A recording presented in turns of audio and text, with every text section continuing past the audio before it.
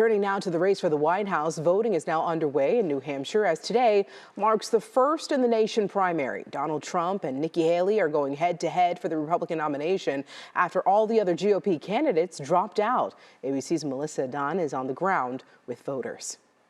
The polls are open and people across the state of New Hampshire are casting their ballots. I think it's more about who you're voting against and it's who you're voting for. We need to pick the person that can beat Joe Biden. Residents in the tiny community of Dixville Notch casting the first votes of the primary at the stroke of midnight. All 6 voters choosing former South Carolina Governor Nikki Haley as their Republican presidential nominee. Haley, who stopped by this polling place in Hampton this morning. We've worked New Hampshire hard and we're excited to see what the day brings.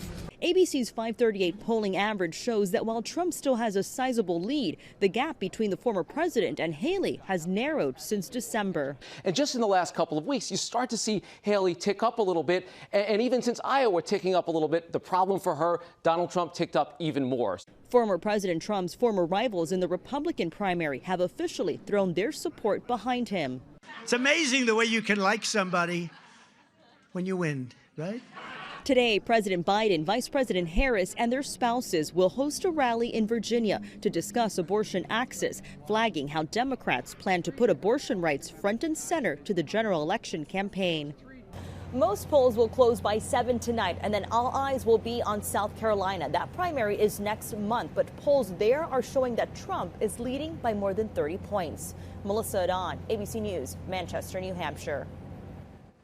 Now, while all the talk focuses on Trump and Haley, a Dallas man continues his push for the GOP presidential nomination. That's Ryan Binkley. He remains in the race and is on today's New Hampshire ballot.